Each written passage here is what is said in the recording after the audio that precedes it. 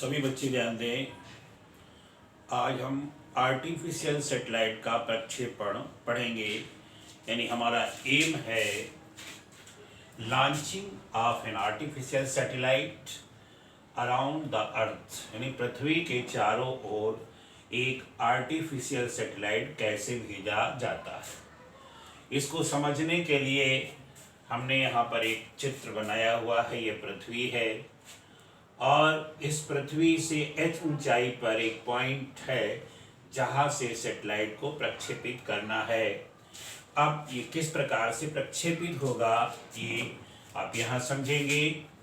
यहाँ mass of the earth यानी पृथ्वी का द्रव्यमान मी है, रेडियस ऑफ द अर्थ आरी है यानी पृथ्वी की त्रिज्या आरी है, height of the satellite from the earth surface h है, and orbital velocity of the satellite v naught is equal to under root gme upon re plus h है, and escape velocity on the surface of the earth ve is equal to 2 gme upon re plus h है।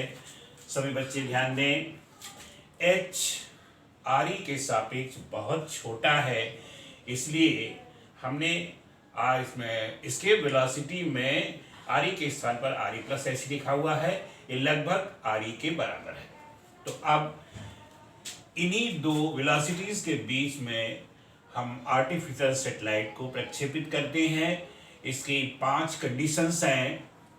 अब एक एक करके आप समझिएगा। जैसे ध्यान दीजिए, फर्स्ट कंडीशन है if v not is less than under root GME upon RE plus H। मतलब अगर ऑर्बिटल वेलोसिटी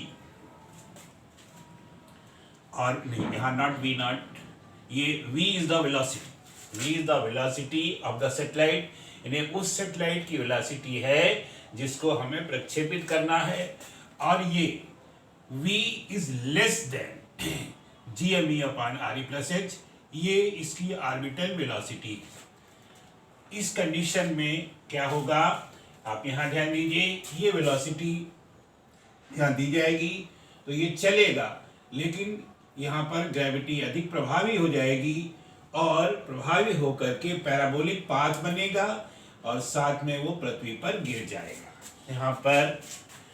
तो then satellite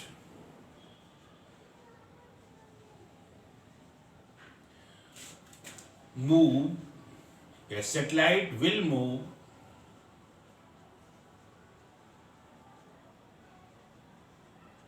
on parabolic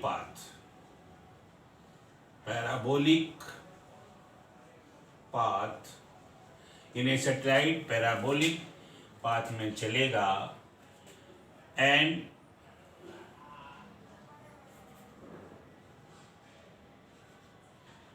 will come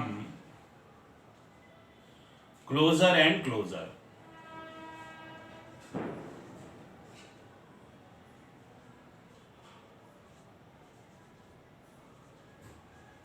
to earth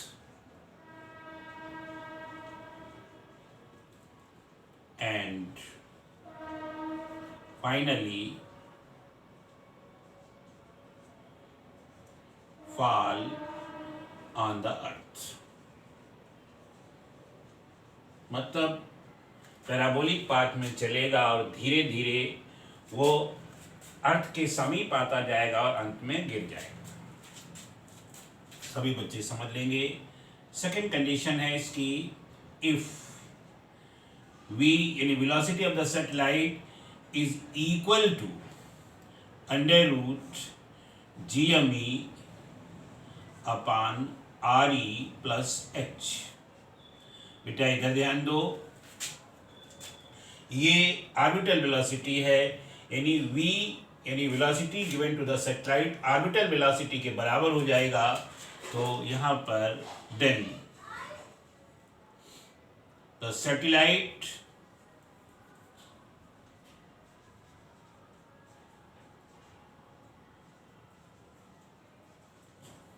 will move on a circular path.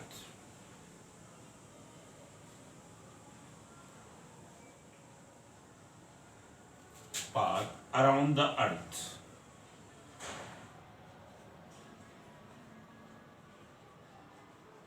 सब बच्चे समझ गए होंगे। अगर इसकी सेटेलाइट की वेलोसिटी उसकी ऑर्बिटल वेलोसिटी के बराबर हो जाएगी तो सेटेलाइट यहाँ पर देखिए ये एक सर्कुलर पाथ में घूमेगा। ये मैंने सर्कल यहाँ लिख दिया है, ये सर्कुलर पाथ में घूमेगा। थर्ड कंडीशन है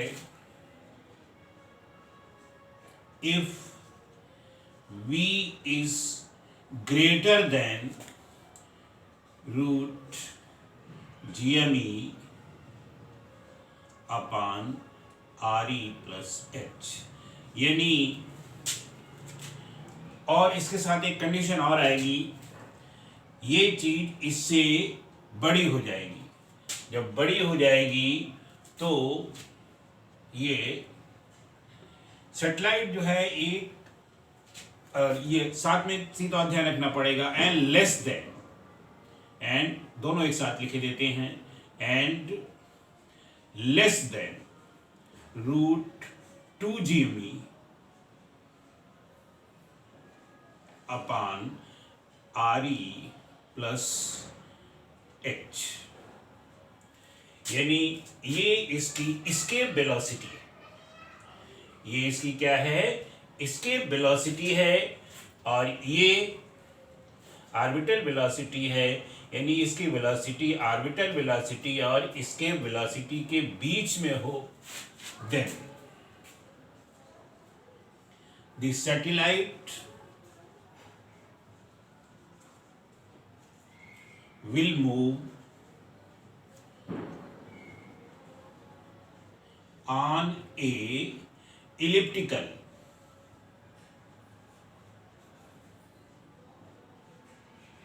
path। तब सैटेलाइट एक दीर्घ वृत्ताकार मार्ग में चलेगा। देखिए थर्ड नंबर का है ये इस तरह से, और अर्थ इसकी एक फोकस पर होगी, यानी यही इसकी आइडियल कंडीशन है कि सैटेलाइट की वेलोसिटी ऑर्बिटल वेलोसिटी से ज़्यादा और एस्केप वेलोसिटी से कम हो, तो सैटेलाइट एक एलिप्टिकल पाथ पर चलेगा और अर्थ उसके एक फोकस पर रहेगी। Fourth number, if v is equal to root over 2GME upon RE plus H, यानी सैटेलाइट की वेलोसिटी उसकी एस्केप वेलोसिटी के बराबर हो जाएगी, तो क्या होगा? देन सैटेलाइट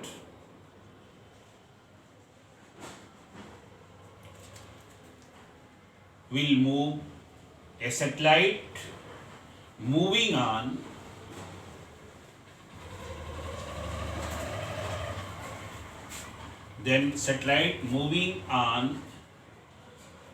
parabolic path,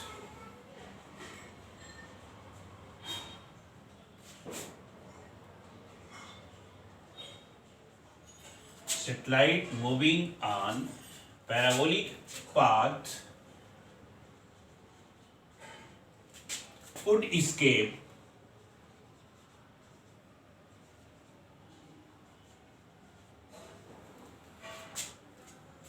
तब सैटेलाइट पैराबोलिक पाथ में चलते हुए क्या हो जाए? वुड एस्केप का मतलब है वो पलायित हो जाएगा, यानी वो अर्थ के ग्रेविटेशन फील्ड से बाहर चला जाएगा और पाथ कैसा होगा?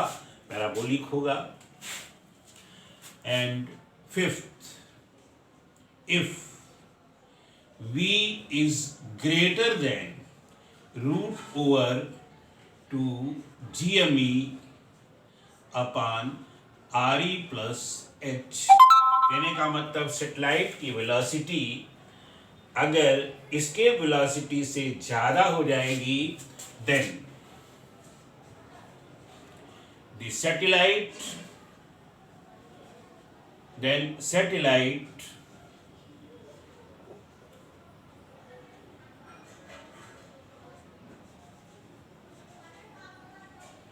moving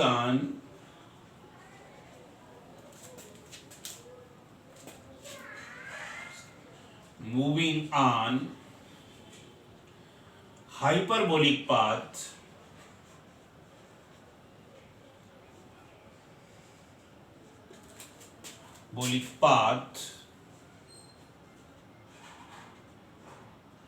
would escape.